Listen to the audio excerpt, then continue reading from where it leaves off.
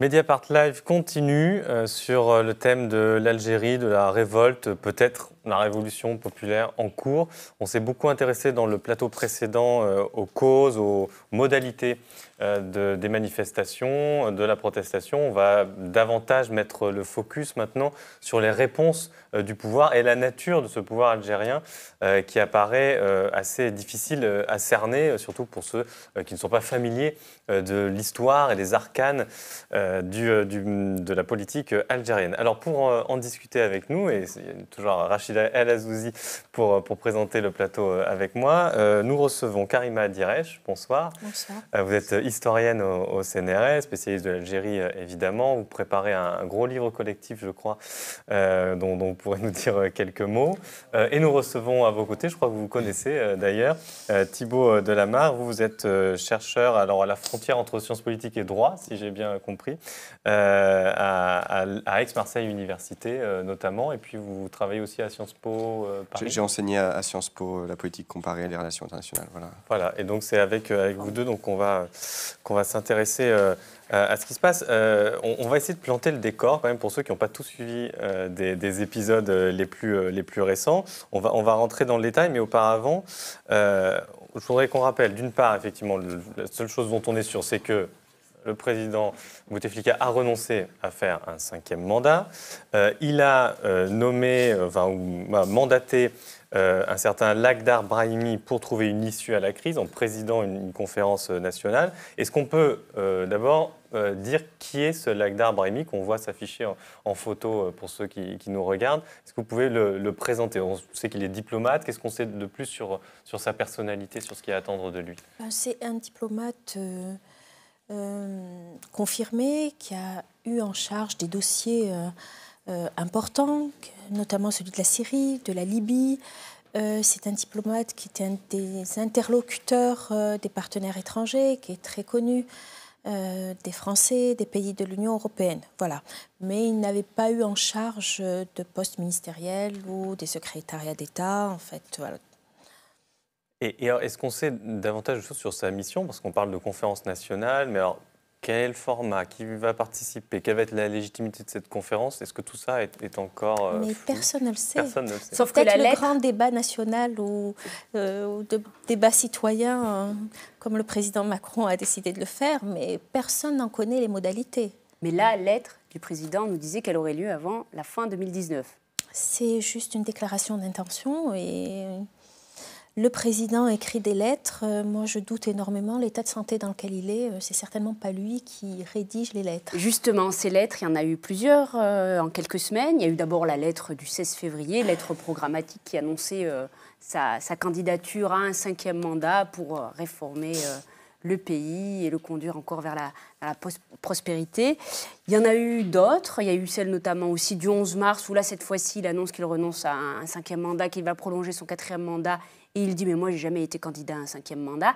Qui écrit ces lettres qui sont parfois contradictoires entre elles? Ben ça, c'est compliqué à répondre. Hein. Alors, on a des hypothèses.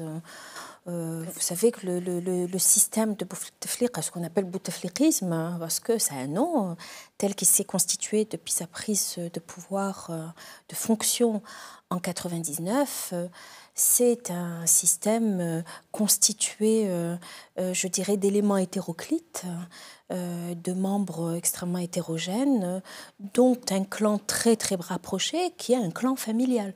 C'est la différence, c'est ce que, je dirais un peu si je peux me permettre, la valeur ajoutée entre guillemets donc du régime de Bouteflika par rapport au régime précédent, extrêmement marqué par l'influence de l'armée algérienne. Là, nous avons quelque chose qui de ce clan familial ou de cette garde rapprochée qui, et je ne suis pas la seule à le dire, d'autres bien plus compétents que moi le disent, tire quelque peu les ficelles.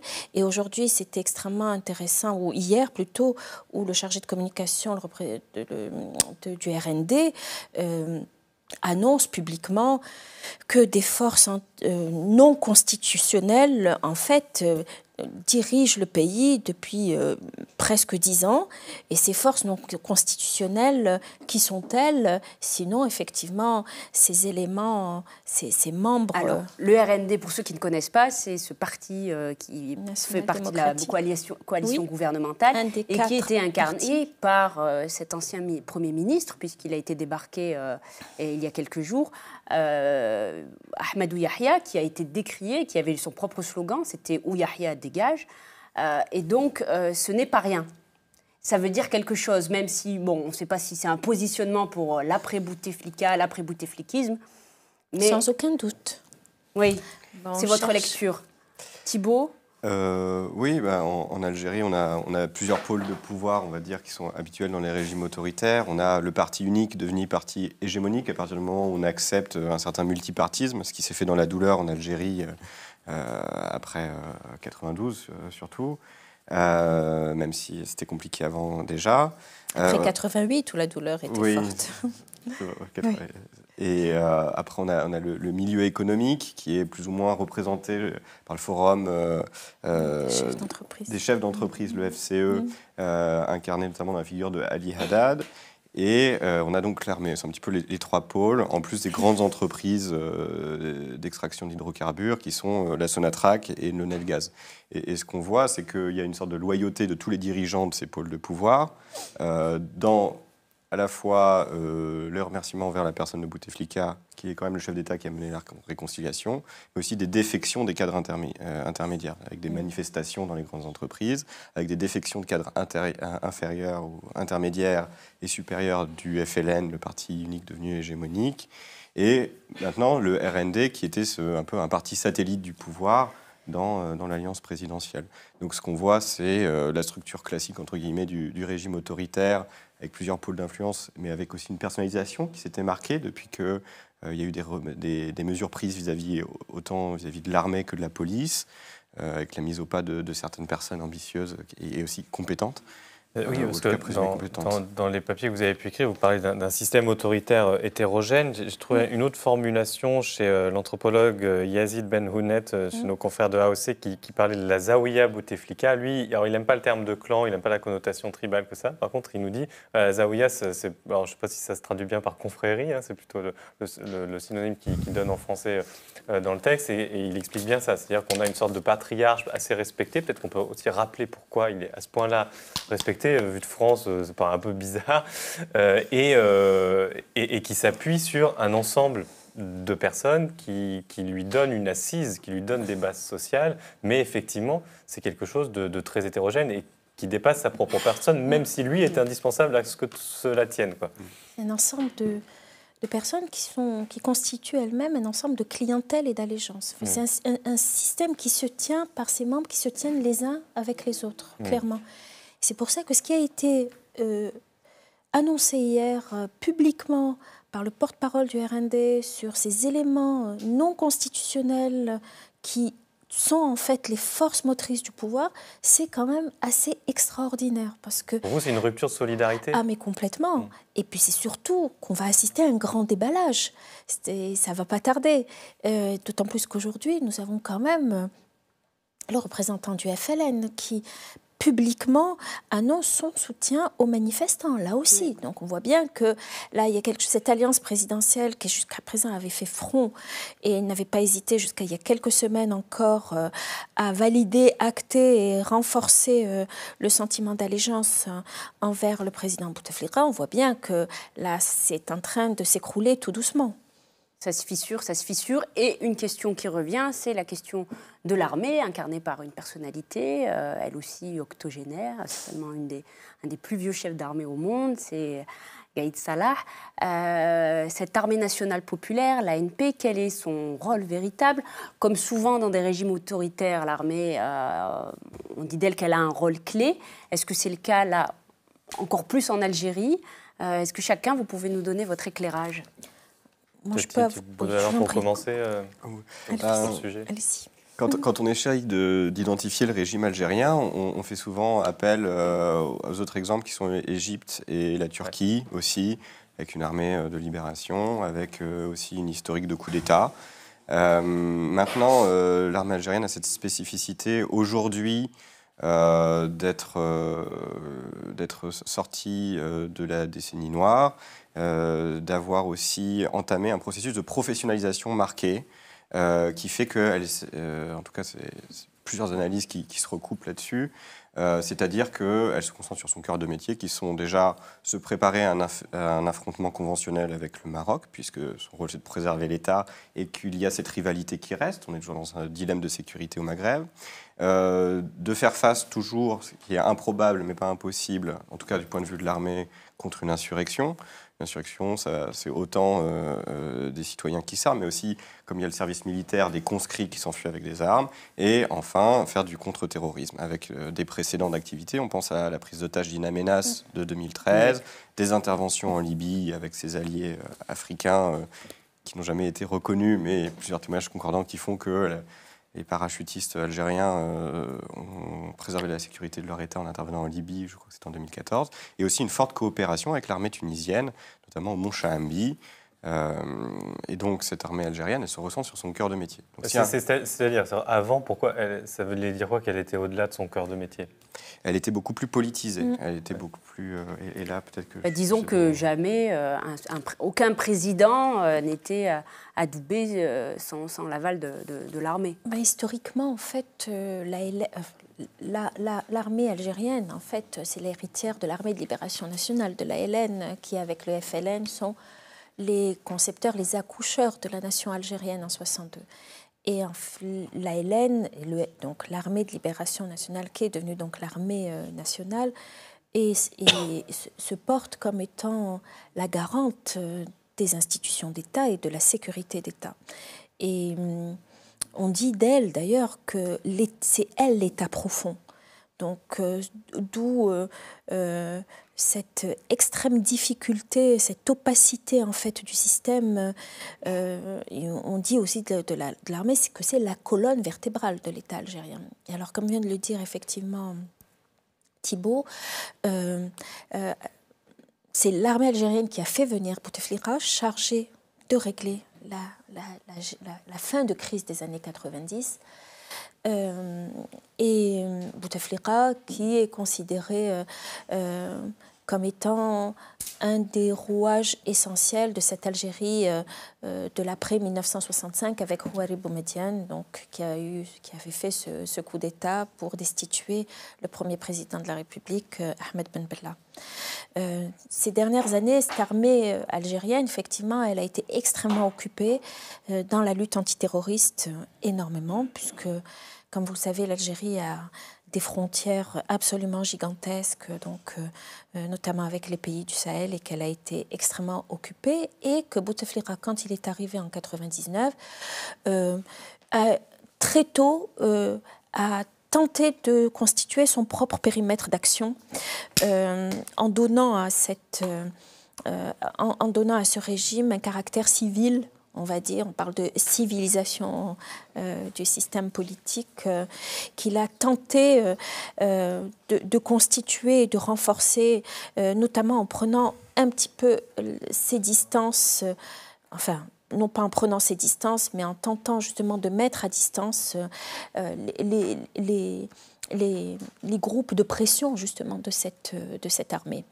Ça, et c'est évident que c'est pour ça qu'on parle de bouteflikisme, parce que justement la part d'action de l'armée qui était extrêmement forte, parce que vous savez que quand même ils avaient réussi cette prouesse que quand le président Boumediene est décédé, de taire l'annonce du décès pendant quasiment 2 mois, le temps de penser à la succession, et Bouteflika, qui était quand même un des ministres de Houari Boumediene, qui espérait se faire élire ou adouber par l'armée, ils ont été chercher un des militaires les plus inodores, incolores, sans saveur, qui était Chadli Benjedid, comme président de la République. C'est eux qui l'ont choisi, c'est l'armée qui a choisi Chadli. Comment vous interprétez les derniers signaux envoyés par Gaïd Salah, le chef de l'état-major, qui ces derniers jours multiplie un petit peu comme ça les signaux, notamment il parle d'une cause noble défendue par le peuple algérien, etc. Est-ce qu'il est en train de se positionner pour l'après, lui qui a été d'une loyauté sans faille au président Bouteflika, et d'ailleurs son gendre était le directeur de campagne, qui ne l'est plus aujourd'hui puisqu'il n'y aura pas de présidentielle. Comment, est-ce qu'il cherche à prendre la main sur ce dossier-là est-ce que c'est probable? La loyauté à l'écart du président Bouteflika s'explique facilement parce qu'il lui doit son poste. C'est Bouteflika qui l'a nommé à ce poste-là. Là, on a un retournement. Gaïd Salah a pris un virage à 180 degrés, on va dire, sur l'aile. C'est-à-dire qu'il a commencé, évidemment, en menaçant avec une rhétorique totalement obsolète et d'arrière-garde, en menaçant, en faisant peur, en disant que de toute façon, si la contestation elle prend le pas, il va se passer des choses absolument épouvantables. Mais les Algériens ont pouffé, ont rigolé, parce que c'est en ça. Et Mouhoud le disait tout à l'heure, c'est-à-dire que ce type de discours et de menaces ne prend absolument plus sur une jeunesse qui est absolument pas du tout sensible à cette rhétorique-là. Thibaut Delamare, est-ce que vous considérez que c'est un des acquis peut-être paradoxaux de Bouteflika, de l'ère Bouteflika qui conduit aujourd'hui à la fragilisation du régime, c'est-à-dire le fait qu'il a effectivement civilisé le régime. Vous travaillez précisément sur ces relations entre civils et militaires. Est-ce qu'il y a d'autres exemples où on voit ça, c'est-à-dire une armée effectivement avec un rôle hyper central qui finalement ouvre aux civils et du coup peut-être ouvre la voie des contestations comme on le voit aujourd'hui? Eh bien, il y a un cas très proche qui est le cas égyptien, tout simplement, où en 2011, si on regarde l'armée comme une bureaucratie, si on essaie de neutraliser sa fonction spécifique, qui est une bureaucratie qui défend ses intérêts, elle a peut-être plus intérêt à ne pas soutenir un chef d'État contesté massivement dans la rue et contre sa manifestation, contre lesquelles il faudrait déployer une violence disproportionnée si on voulait la briser. Il vaut mieux abandonner le leader, quitte à accompagner un processus de démocratisation, puisque généralement dans les transitions, un processus de démocratisation est moins violent qu'un passage d'un système autoritaire à un autre régime autoritaire. Donc on a moins à perdre, on perdra des plumes, mais de manière, le processus est enclenché, on a moins à perdre en cas de démocratisation qu'en cas de transition d'un régime autoritaire à un autre régime autoritaire. Donc ça, l'exemple égyptien, vous faites référence à la période où ils ont lâché 2011, avec le SCAF, Supreme Command of Armed Forces, qui faisait des déclarations de soutien aux manifestations. Donc pour vous, ça, c'est une explication de fait, parce que c'est une question toute bête qu'on peut se poser, c'est pourquoi là, l'armée réprime pas? Parce que le coût serait trop élevé, c'est-à-dire qu'il faudrait un niveau de répression tel que ce serait pas tenable. Des millions de personnes dans les rues. Des milliers de personnes. Des millions de personnes dans les rues. Oui, ou ils n'ont pas pris encore de décision, parce que là, on est en espèce de stand-by. Oui, et est-ce qu'elle est une et indivisible, cette armée? Il semblerait que non, puisque... tous ceux qui ont approché, qui connaissent un peu, on voit bien qu'il y a des clivages importants, et notamment de nouvelles générations d'officiers qui ne sont plus du tout formés de la même façon et qui n'ont pas ce logiciel politique et militaire qui a marqué en fait l'armée algérienne depuis l'indépendance. Là aussi, on a cette nouvelle génération et on voit bien qu'il y a un virage qui se fait là et que on pensait réellement que, nous, nombreux observateurs que nous étions, que quand le président Bouteflika était à Genève, très malade, que justement pas une sécession, mais qu'il y aurait une affirmation de ces groupes d'officiers qui permettrait effectivement de faire un peu pencher la balance, parce qu'il y avait une voie d'issue extrêmement honorable dans cette affaire-là. Tout simplement l'état de santé du président. Revenant de Genève, son état de santé ne lui permet pas, et en fait, tout aurait été comment je dirais, tellement plus simple. Voilà. Eh ben, on repousse peut-être les élections, histoire de voir comment on peut reconfigurer les forces en présence, imaginer s'il y a d'autres possibilités de candidature émerger et calmer un peu les choses. Et là aussi, imaginer peut-être une transition en douceur et alors aussi complètement maîtrisée par l'armée ou par les clientèles en jeu. Et là, ça aurait été un scénario, mais tellement probable et tellement possible, et ça n'a pas été le cas. Et donc, si ça n'a pas été le cas, ça veut dire bien qu'il y a négociation. Voilà, il y a négociation, parce que l'armée algérienne elle s'est très bien tirée sur la foule. Elle a un savoir-faire extraordinaire, reconnu dans toute l'Afrique. Elle l'a déjà fait. Et d'ailleurs, quand on a été chercher Bouteflika, justement, c'est justement pour un peu retrouver une forme de virginité, d'une certaine façon, et ne pas se mettre trop en avant en disant on est capable effectivement de non pas tourner une page, mais de passer à autre chose. On va regarder quelques images là, qui ont pas mal tourné. Ou alors là, c'est pas l'armée, c'est plus des policiers, mais qui se mettent à fraterniser avec les manifestants et on les entend chanter cet air qui revient souvent dans les manifestations. On regarde.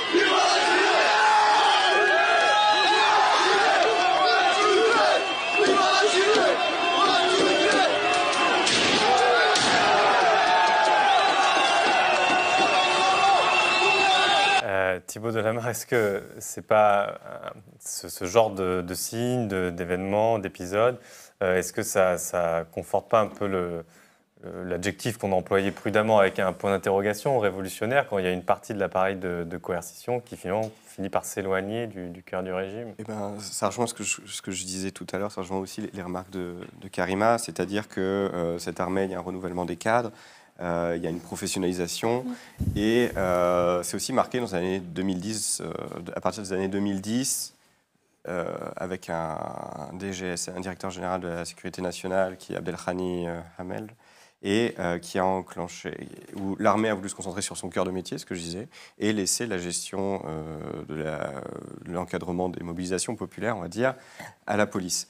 Et il y a ce concept de gestion démocratique des foules qui a été conçu, tout simplement. On ne va pas dans l'escalade, on protège les lieux. Et quelque part, il y a une correspondance avec les slogans des manifestants qui eux-mêmes prennent un énorme soin de l'espace public, etc., etc. Et ce que font scandaient les policiers tout à l'heure, c'est tout simplement, j'en discutais avec des amis algériens, avec Akram Kariev aussi du blog MENA Défense, c'est tout simplement se satisfaire que rien n'est dégénéré, qu'on puisse revendiquer ce droit de manifester, exercer ce droit de manifester en Algérie sans que ça ne dégénère dans l'espace public. Et ce qui dénote aussi une pacification de la contestation, puisque les slogans des manifestants avec les personnes du plateau précédent disaient très bien, c'est-à-dire que partout dans le pays, y compris dans des zones comme la Kabylie, où il y avait des revendications qui pouvaient être régionales, en fait, on rejoint ce rejet unanime du régime, sans nier forcément nos spécificités locales. Voilà. Je voudrais qu'on en revienne à la question des scénarios, parce qu'effectivement, vous en avez cité un, qui n'a pas eu lieu, qui était donc le scénario du président qui rentre de Genève. La tribune de Genève l'a d'ailleurs raconté le week-end dernier. Elle a décrit minute par minute le départ précipité du président et de son entourage des hôpitaux universitaires de Genève où il était hospitalisé pendant près de 2 semaines. Et semble-t-il, le président était dans son fauteuil roulant, à peine conscient, dans un état vraiment, semble-t-il, au seuil de sa vie. Est-ce qu'il y a d'autres scénarios? Parce que officiellement, le 4e mandat est censé s'achever le 19 avril, je crois. Il y a 2 dates qui circulent, le 19 et le 28 avril. Qu'est-ce qui peut se passer d'ici là? Parce que d'aucuns parlent de ce scénario-là qui serait toujours cet argument du président, on débranche le président. Qui aurait pu être un scénario aussi. Le président. Fait des obsèques nationales, 40 jours de deuil national.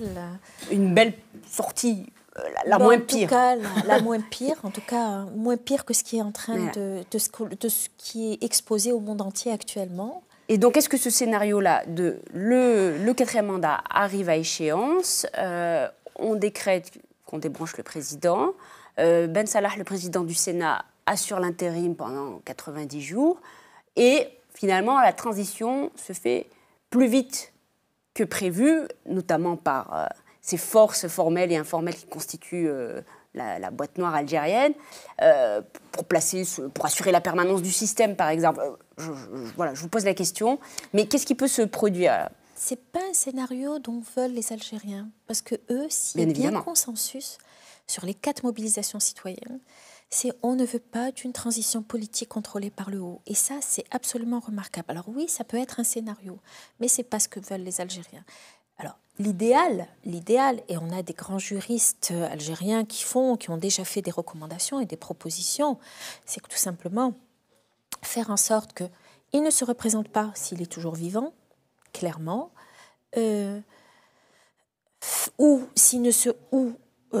la Constitution peut absolument déclarer qu'il est inapte et qu'il n'est pas en mesure de, parce qu'il y a ce cas d'école, ce scénario-là, donc il est tout à fait légal. Je veux dire, il est réglé par la Constitution. Si on pense vraiment à quelque chose qui est révolutionnaire, réellement, c'est-à-dire et pas une reconversion des anciennes élites du régime, etc., désigner une instance indépendante, totalement indépendante de toutes les forces politiques, lobbies ou mouvements d'opinion, qui est chargée de mettre en place toutes les modalités pour les élections d'une constituante, que cette même constituante ou que cette instance par la suite rédigerait cette loi fondamentale, si vraiment le modèle de la constituante est accepté par l'opinion publique, et que cette loi fondamentale, elle va être écrite de façon à préparer, apaiser le temps présent et préparer l'avenir dans ses attentes et dans ses exigences. Ça, ce serait évidemment le modèle absolument idéal. Pour l'instant, ce qui est extrêmement surprenant et même sidérant, c'est quand même le silence assourdissant des dirigeants. Rien. Nous avons Gaïd Salah qui retourne complètement sa veste en disant la déclaration d'amour de l'armée pour le peuple et à quel point l'armée est proche du peuple et à quel point l'armée est fière du peuple algérien. Donc voilà, nous avons ça. Et rien d'autre. Et nous avons aussi Ramtan Lamamra, qui est le vice-premier ministre. Vice-premier ministre, qui est une fonction totalement inédite. Voilà, hors cadre constitutionnel, qui lui est parti pour sillonner le monde en ce début de semaine, pour autre diplomate chevronné qui est très apprécié des chancelleries occidentales, et qui est parti donc dans un tour du monde, notamment la Russie, à Berlin, et qui cherche des soutiens. Voilà, il a d'ailleurs reçu donc le soutien de la France, qui est très très très critiqué et hué dans les manifestations. Moscou et la Chine. Et voilà, qui fait des conférences de presse où il essaye d'expliquer le processus de transition, et ça de manière très très très inaudible, avec son autre acolyte qui est le Premier ministre Nordine Bedoui. Ce qui est quand même très surprenant aussi, c'est cette incapacité à communiquer. Ils ne sont pas bons du tout. C'est une catastrophe, réellement. Et d'ailleurs, ça surprend et ça questionne et interroge. Et c'est ce qui travaille beaucoup l'opinion publique algérienne, en se disant, mais en fait, toutes ces années dirigées de cette façon-là, par ça, parce que est-ce qu'ils sont vraiment compétents ?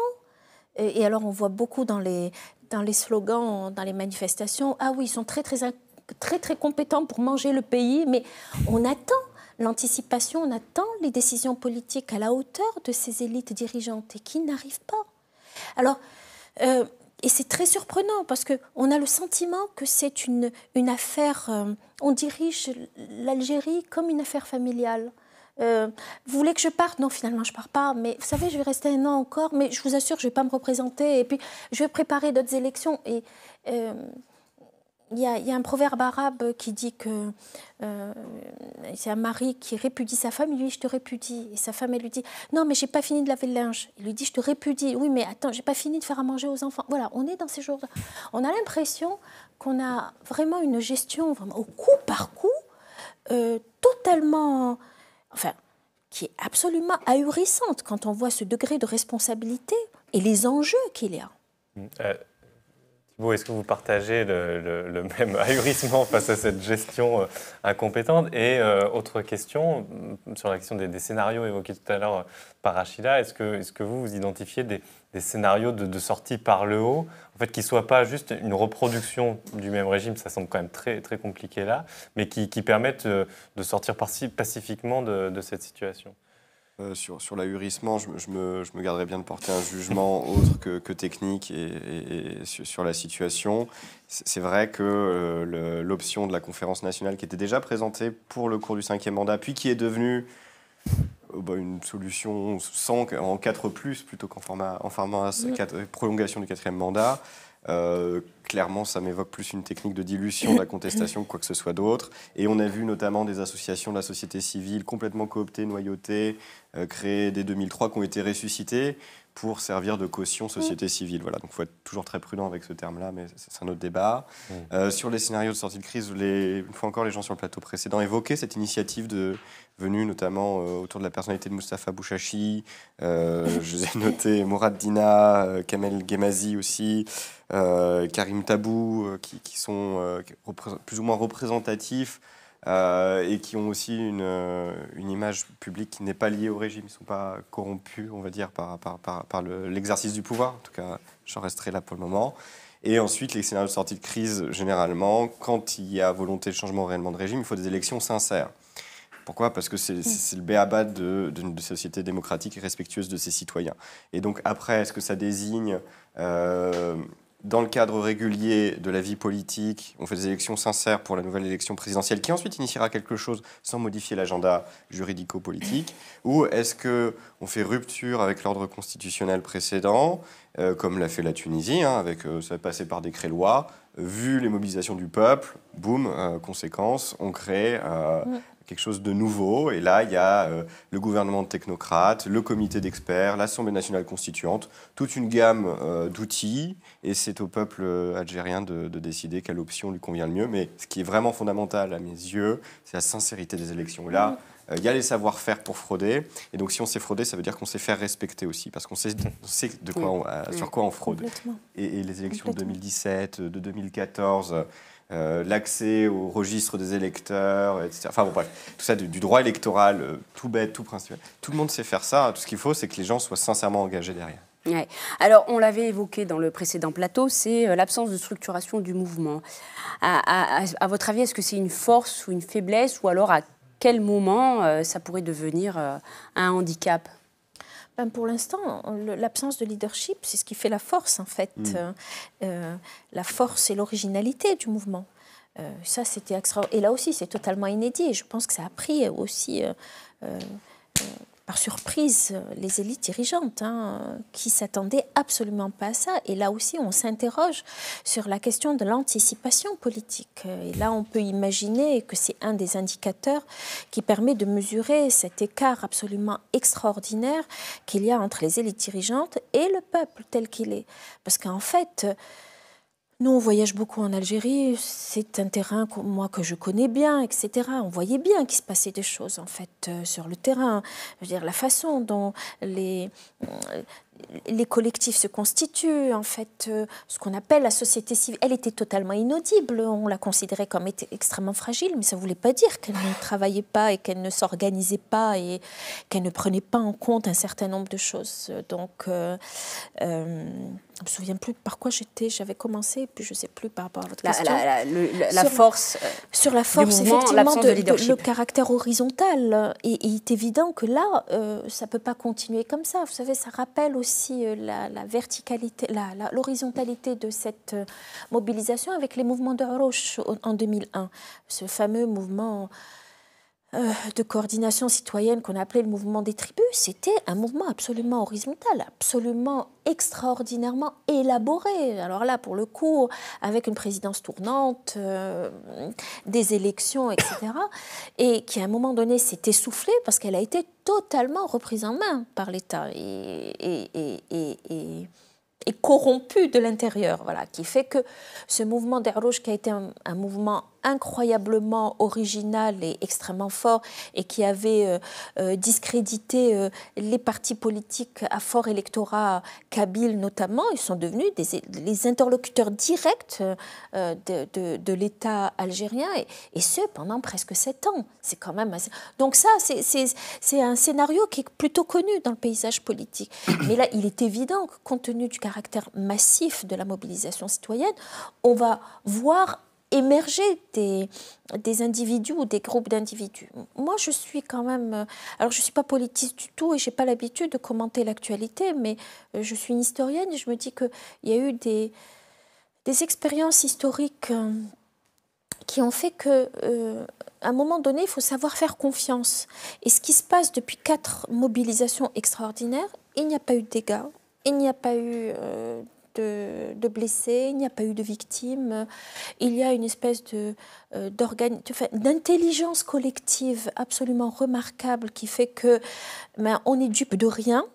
Et il y a ce magnifique panneau qui disait nous on est une génération, on sait quelle génération vous êtes, mais vous ne savez pas quelle génération nous sommes. Thibaut Delamarre, vous avez le même sentiment? Je rejoins Karima sur son sentiment. Je pense qu'il faut faire confiance à l'intelligence collective et aussi au fait que il y a ce sentiment d'autorité, des institutions autoritaires qui est en train de s'effondrer, tout simplement. Donc toutes les compétences qui étaient tues par effet de recrutement à la loyauté, prime au clientélisme, au népotisme, etc., ça ne va plus avoir cours. Et je pense que des gens vont se révéler tout simplement parce qu'il y a cette appropriation par les foules. Et quand chacun est respectueux des autres, ça s'appelle le respect des droits fondamentaux, et que par débat démocratique émergeront des choses. Alors ça se fera autant au national qu'au local, et je pense toujours à la Tunisie, aux expériences locales. Alors je ne sais plus le nom de cette ville, mais où il y a une mise en place de systèmes de gestion locale. Alors l'alternative quand on est en transition, soit on nomme un administrateur qui fait de la gestion courante en attendant que les élections locales se mettent en place, soit les gens se l'approprient d'eux-mêmes. Il y a les deux qui existent. Ça ne peut pas se faire partout, parce que tous les profils n'existent pas partout non plus, mais c'est une possibilité qui peut s'ouvrir, en tout cas, si le système s'ouvre au-delà des manifestations. Moi, je suis convaincue de ça. Enfin, moi, je me dis que ce à quoi on a assisté et qui était inimaginable il y a 1 mois, c'est-à-dire l'appropriation de cette liberté de parole, cette force du discours. Il y a un auto-affranchissement de la peur de la part des Algériens, cette façon d'occuper l'espace public, ne serait-ce que de la façon dont les corps bougent dans l'espace. On n'a pas du tout l'habitude, je veux dire, dans l'espace algérien. Et je pense que les forces de proposition, elles sortiront de là. Merci à vous deux. On va terminer le plateau sur ces mots et cette confiance. C'est le terme que vous avez employé. Merci à vous. On reste avec nous puisqu'on termine ce Mediapart Live en musique avec Mohamed Lamouri dans un instant.